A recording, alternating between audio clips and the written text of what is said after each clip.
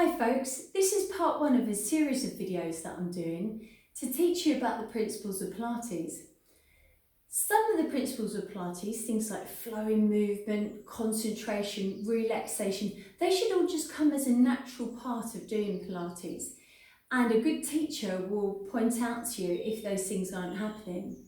But other things like alignment, core muscles and lateral breathing, those things I feel need a little bit more explanation.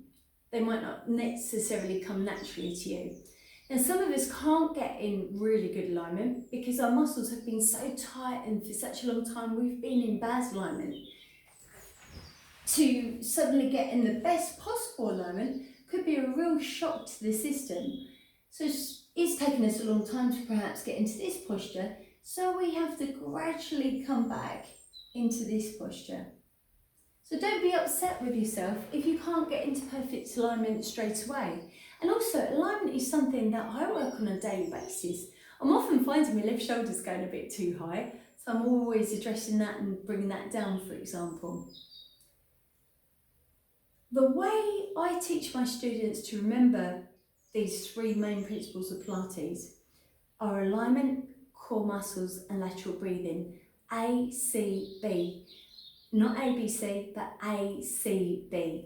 Do them in that order, it just sort of makes sense. I'm going to show you in this video all of that in a supine position. There you go. So alignment was our first principle. There's no point in me being out of alignment, something like this, and then trying to tighten my muscles, because my tightened muscles are what are going to fix me in that alignment. So let's get the best possible alignment first. I like to put the edges of my hands on my hip bones and my fingertips on my pubic bone, and then tip forward and back. If you imagine that in this triangle you've made with your hands, triangle like that, you've got a load of marbles in there. All the marbles are going to roll down as though they're going to go out between your legs. And then as you tip backwards, the marbles roll back as though they're going to go into your belly button. And your lower back is now squashed down into the floor. Yeah. When you arch this way and you make some space underneath your spine, don't make too much. Most of us are very, very good in going that direction. And that direction's not really that good for us. All of us have a slightly different neutral spine, neutral being the best possible alignment for our spine. So find the best position for you. What you should be finding is that you settle in a position where your spine feels at its longest, your hip bones are level with each other, and your pubic bone is slightly higher than your hip bones. Now let's look at the other body, upper body, without changing anything around your pelvis. Let's look at the rib cage. Is the rib cage sitting against the floor?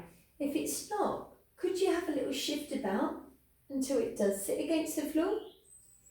And what about your neck? Is your chin poked out? Is it possible to lengthen the neck by tucking the chin in? Can you get your chin in this much? If the answer is no, you might need a small cushion underneath the back of your head. Or I do actually have some clients who are quite kyphotic. They're like this in their everyday posture, so they need something a little bit higher. It's important that if you do need something underneath your head, you do use it.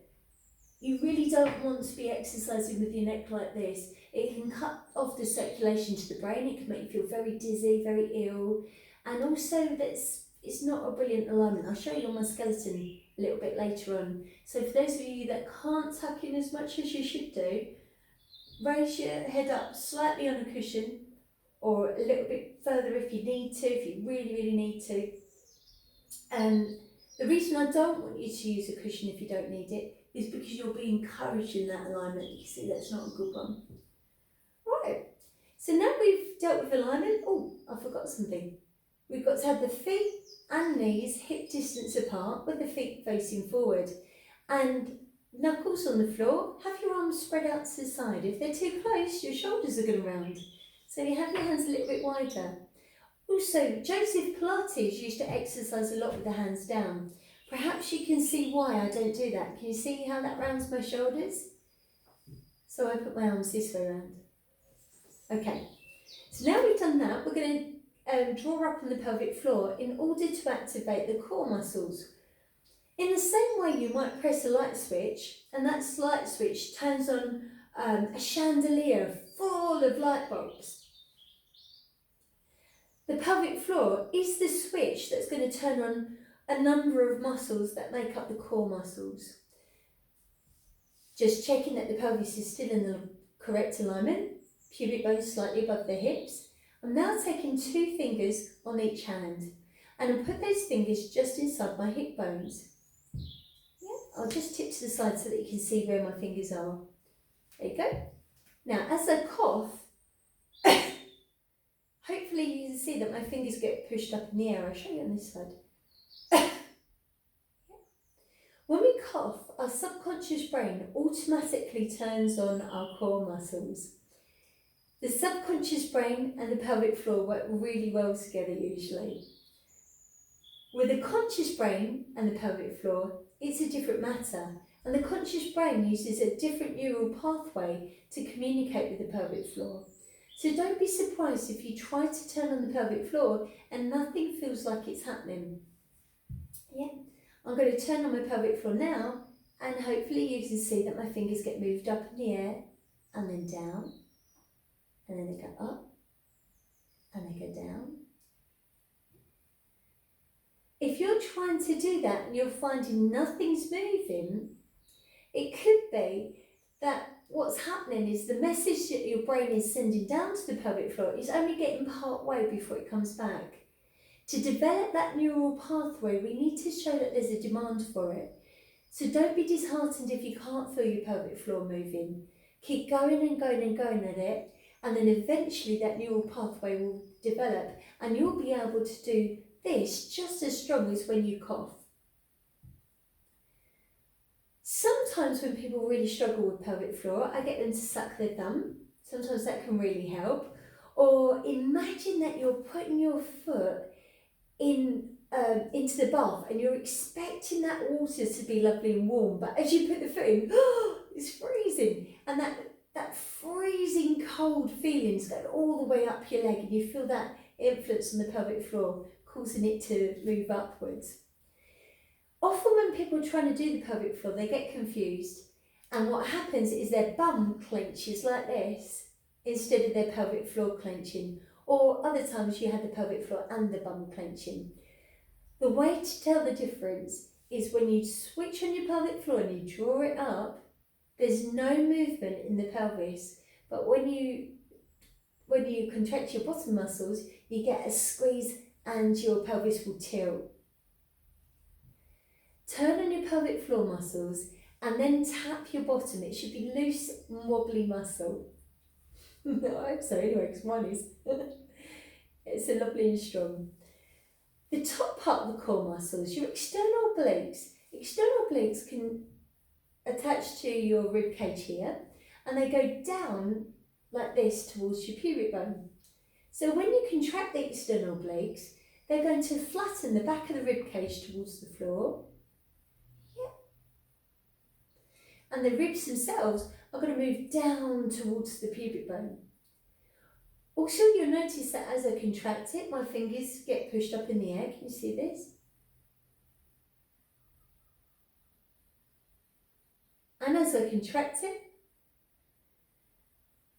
it has an influence on my voice because it's starting to affect the diaphragm. My breath can no longer push the diaphragm downwards because I'm strong here. Let go of everything, guys. Zip up the pelvic floor. Try to pull down with the rib cage as well, and then begin to breathe laterally. In breathing laterally, I often put the centre fingers together, put them onto my rib cage, and stay laying down, but I'll show you just quickly from sitting up nice and tall. As I'm breathing in, can you see my fingers get a gap between the centre fingers?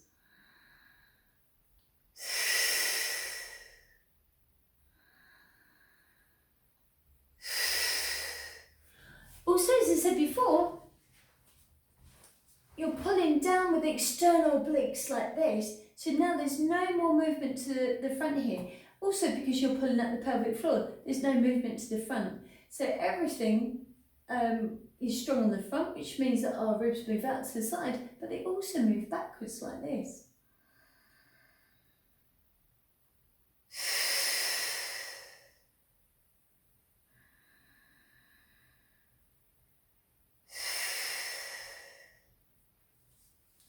Now doing those 3 principles can be really, really tough, and a lot of my students really struggle with it. So I send them home just doing pelvic floor, then just doing external obliques, then just doing lateral breathing. Alignment, I'm always teaching them alignment within class and encouraging them to do that all the time. So here we are. I'm laying down again. I'm pulling up through my pelvic floor muscles, pulling down with my rib cage and breathing laterally.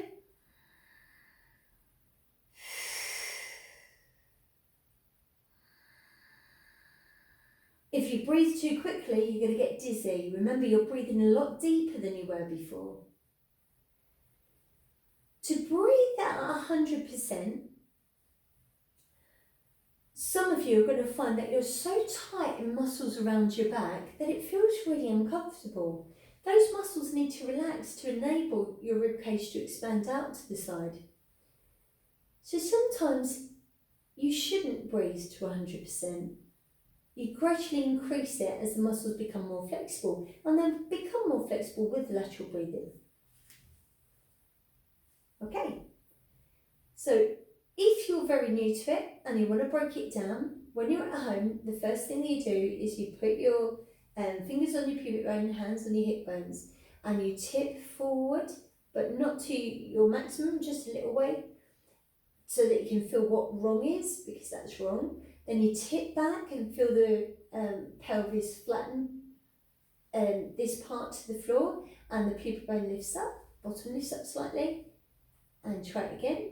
Your marbles moving down between the legs, and then your marbles moving back towards your belly button. And somewhere in between those 2 extremes, you're going to find the position where your spine's at its longest. Your pubic bone's slightly above your hip bones, as we said earlier. Now just check that the rib cage is, you might want to have a little wiggle, and a wiggle with your head, so that you can feel that the rib cage is trying to sit down against the floor. If you really have a problem with that, and your chin isn't too bad, you might need to lift your head slightly, because this is more important. I draw up through my pelvic floor now and release it. And then I'm going to have a cough and just check that feels the same. Draw up through the pelvic floor, maybe tap on the bottom, check that's relaxed. You can cough again if you want to. Release it. Think about the pelvic floor as being in sections. So little boys have got 2 sections, waterworks and gasworks. Ladies, we've got waterworks, babyworks and gasworks. Those 3 areas, perhaps you can imagine they're flowers and they're in full bloom. I want you to draw them up into a little bud. Draw them up into a little bud, make everything strong. As you become more advanced, instead of feeling the whole pelvic floor moving up as one, you might be able to draw up in sections. Every section will have an influence on the other section, but you can feel that you initiate it in different areas. So I'm drawing up through my pelvic floor now and relaxing. Now, just completely on its own, I'm going to do external obliques. Don't do this after dinner. Drawing down with the rib cage and feeling the fingers get pushed up, feeling my voice changing. Might feel some tension around my neck now. So check your chin's tucked in. Release it. Go again. Now let's do both together. Pelvic floor goes up, external obliques go down. Release. Pelvic floor goes up, external obliques go down. Release. Folks, if you do have a prolapse or a hernia, you might need to have talk to a doctor before doing these. I probably wouldn't do external obliques without doing pelvic floor first if I had one of those conditions. I'm now going to do pelvic floor, external obliques, keeping my chin tucked in. I'm going to raise my arm and circle it round. If you get any clicking, clenching, crunching or grinding of your shoulder, make it a smaller circle. But when you finish the circle, relax your external obliques and then relax your pelvic floor. Yeah. Now on the other side, I'm going to do pelvic floor, external obliques. Yeah. I'm imagining that this shoulder's a bad one, so I'm going to make a tiny circle round like this. And then I'll pop the hands here and here. And I relax external obliques and then relax pelvic floor. Right, let's get a little bit harder. Pelvic floor, external obliques. Okay. As I breathe in, I'm going to breathe laterally, my ribcage expanding out to the side as deep as I can.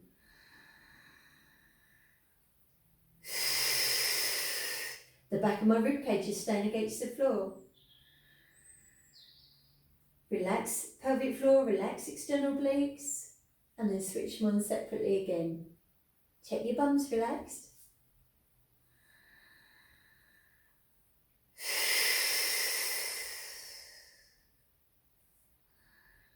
And relax and relax. Take it.